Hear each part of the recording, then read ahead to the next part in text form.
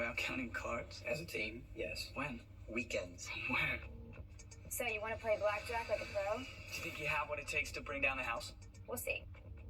Let's start at the beginning with a little history of the game. Like many beautiful and aggravating things, the history of blackjack can be attributed to the French.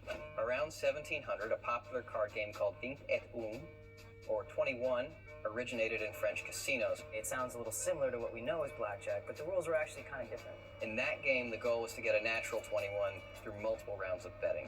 It was only when it was imported to the U.S. in the 1800s that it developed into the game we know today. No!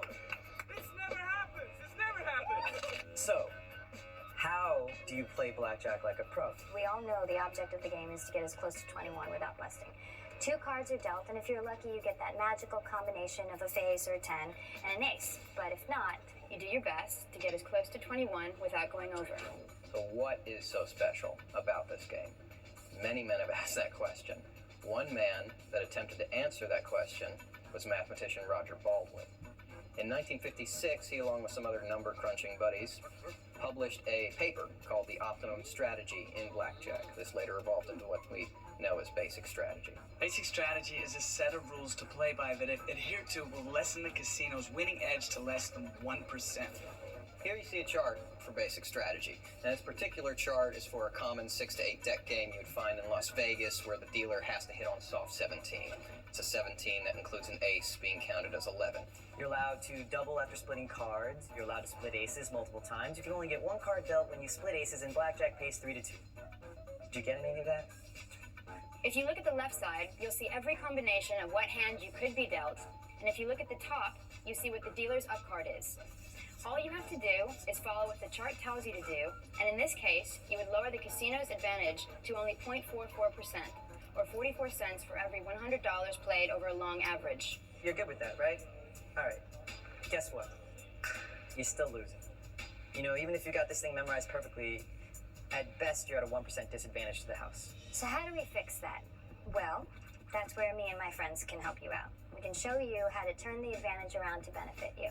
Blackjack, unlike any other game, has a history and a future. The cards that have been dealt absolutely influence the cards that will be dealt. So how do you make this work for you? Through counting cards. You might say, I can't count cards. I can barely keep my checkbook balanced. But you would be wrong. It might sound like you have to memorize every card that comes out of the deck, but in reality, all you really need to do is add and subtract. This system is called the +1, -1 balanced system. In this strategy, cards 2 through 6 are given a value of +1, 7 through 9 are 0, they're neutral, and all 10s, face cards, and aces are given a value of -1. Now, as the cards are dealt, all you have to do is add or -1 to keep a count.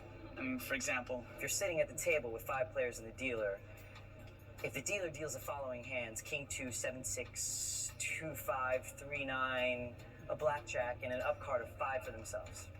Okay? Now you simply go down the line and add it up. King is -1, and 2 is +1, so that cancels itself out to 0. Now you just go down the line. 6, 7, +1.